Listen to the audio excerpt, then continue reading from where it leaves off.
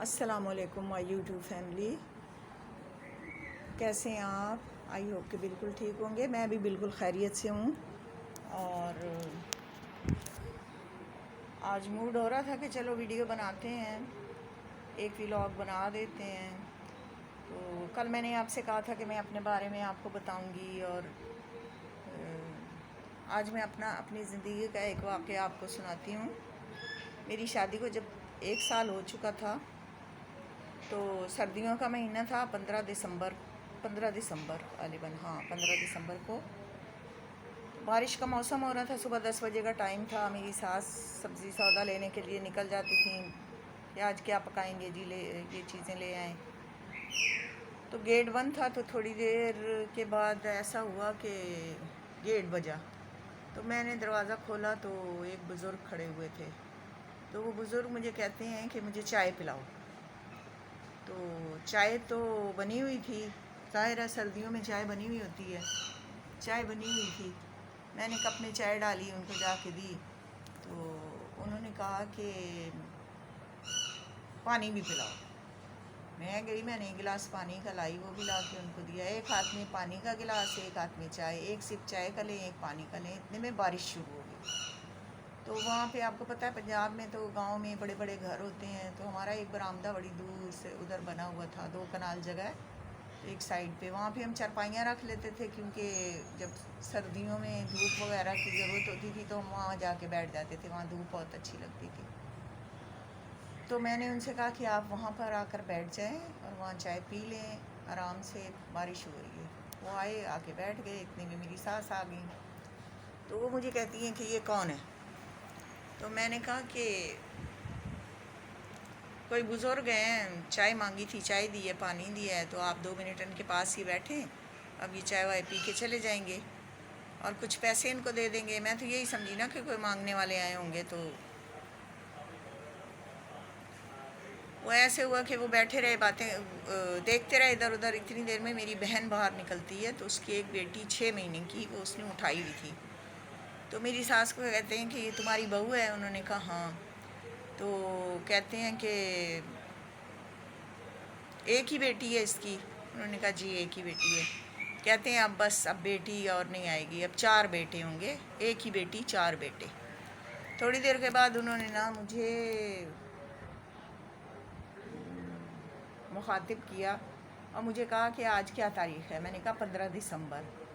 تو کہتے ہیں کہ انشاءاللہ اگلی 15 دسمبر کو اللہ تمہیں بیٹا دے گا، اگلی 15 دسمبر کو انشاءاللہ اللہ تمہیں بیٹا دے گا۔ میں حیران پریشان کہ یہ کیا کہہ رہے ہیں، بہرحال چپ کر گئی۔ تھوڑی دیر بعد مجھے کہتے ہیں اچھا ایسے کرو کہ اللہ تمہیں بیٹا دے گا تو تم مجھے جبہ پہناؤ گی؟ تو میں نے کہا جبہ تو میں آپ کو دے دوں گی، وہ تو مسئلہ نہیں ہے، لیکن میں آپ کو کہاں سے ڈھونڈوں گی، مجھے کیا پتہ آپ کون ہیں؟ کہتے ہیں میرا نام موج علی ہے اور میں سخی سلطان باہو سے آیا ہوں، اور میں صرف آپ کو یہ بتانے آیا ہوں، مجھے سرکار کا حکم ہوا ہے کہ جاؤ اور ان کو بتا کے آؤ کہ اگلی 15 دسمبر کو اللہ تمہیں بیٹا دے گا۔ میں وہاں سے اٹھی، اپنے کمرے میں آئی، بیڈ روم میں آ کے میں نے اپنے ہسبینڈ کو جگایا۔ میں نے کہا آپ اٹھیں، صبح 10 بجے کا ٹائم تھا۔ میں نے کہا اٹھیں، دیکھیں باہر کوئی بابا آ کے بیٹھے ہوئے ہیں، اب وہ اتنی دیر سے باتیں کیے جا رہے ہیں، تو آپ آ کے ان کو 5-10 روپے دے دیں تو وہ چلے جائیں گے۔ اب مجھے نہیں پتا کہ 50 یا 10 یا کیا، انہوں نے باہر آئے، انہوں نے جا کے ان کو دیا، تو انہوں نے وہ پھاڑ کے چورا کر کے ان کے ہاتھ پہ رکھا اور ان سے کہا کہ یہ تم سنبھال دو اپنے پاس، اور مجھے نہیں چاہیے۔ اچھا، وہ چپ کر کے واپس جب ہوئے تو پیچھے سے ان کو کہتے ہیں کہ ہاں یہ بیچارہ تو بیمار ہے۔ اور ویورز آپ یقین کریں کہ میری شادی کو 1 سال ہو چکا تھا، لیکن بالکل بھی کبھی ان کے سر میں درد نہیں ہوا، نہ انہوں نے کبھی پیناڈول لی ہے، نہ ہمارے گھر میں دوائیوں کا کوئی رواج تھا، بالکل سب صحت مند۔ خیر، پھر میں جنوری میں کراچی آ گئی تھی اپنے پیرنٹس کے پاس، یہاں آئیے میرے کزن کی شادی تھی، وہ میں نے اٹینڈ کی، کرنے کے بعد پھر میں نے واپس جب میں گئی تو مارچ میں میری طبیعت کچھ خراب ہوئی، ہم ڈاکٹر کے پاس گئے تو اس نے کہا گڈ نیوز ہے، چلو جی، سارے خوش ہو گئے۔ میرے ہسبینڈ بہت خوش تھے کہ اللہ میاں ہمیں اولاد دے گا، ہمارے گھر بچے ہوں گے، ظاہر ہے اور انہیں شوق بھی بہت تھا بچوں کا۔ اسی طرح دن گزرتے گئے 11 نومبر کو صبح ہم لوگ اٹھے، ناشتہ بنایا، ناشتہ کیا، کرنے کے بعد وہ ہم نے وہاں پہ ایک پلاٹ لیا ہوا تھا تو اس کی باؤنڈری وال بنا رہے تھے، تو کہتے ہیں میں جاؤں ذرا مستریوں کو جا کے چائے وغیرہ دوں۔ وہ جیسے ہی گئے مستریوں کو چائے دینے کے لیے، وہاں ان کو اٹیک ہو گیا اور اچانک ہی ان کی ڈیتھ ہو گئی۔ 11 نومبر کو ان کی ڈیتھ ہو گئی اور مجھے کچھ نہیں پتا کہ کیا ہوا، کس طرح ہوا، کیسے ہو گیا۔ ظاہر ہے اچانک جب اتنی بڑی قیامت ٹوٹتی ہے تو ان کو ہی پتہ ہوتا ہے نا۔ مجھے ہوش ہی نہیں رہا، میں بے ہوش ہو گئی، پھر مجھے نہیں پتا کیا ہوا، کچھ سمجھ نہیں آئی۔ رات ان کو رکھا تھا کیونکہ میرے پیرنٹس نے کراچی سے جانا تھا پنجاب، یہ صبح پہنچے ہیں، ان کی صبح کی فلائٹ تھی، یہ صبح جب وہاں پہنچے اور دوپہر کو 11 بجے جنازہ تھا۔ اس کے بعد آپ سمجھ لیں کہ دنیا ختم ہو گئی، میرے لیے تو بالکل ہی ختم ہو گئی۔ اب میں ہر وقت بیٹھ کے روتی رہوں یا پریشان رہوں یا قرآن مجید پڑھتی رہوں یا تسبیح پڑھتی رہوں، کیا کر سکتی تھی؟ اور میری عمر اس وقت صرف 24 ایئرس تھی۔ میں اتنی پریشان۔ 15 دسمبر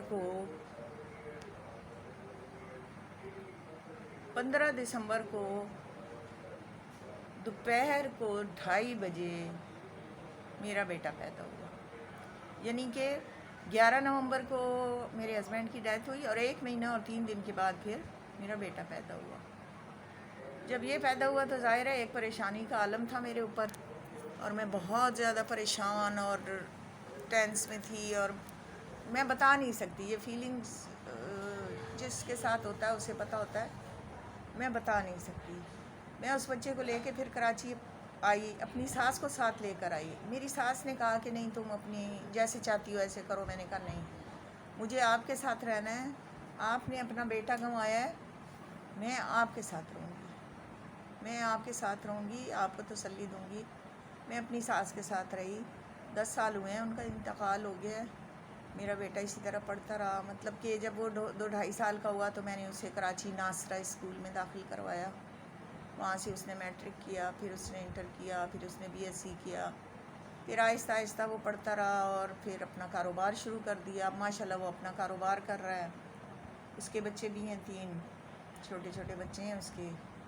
تو بس زندگی اسی طرح گزرتی رہی، لوگوں نے الٹے سیدھے مشورے دیے، لیکن میں نے کہا نہیں، میرا بچہ بالکل بھی کسی اور کو برداشت نہیں کرے گا، اور نہ میں مجھ سے برداشت ہوا کہ میں کہوں کہ ہاں جی میں اپنے بچے کو کسی دوسرے کے حوالے کروں۔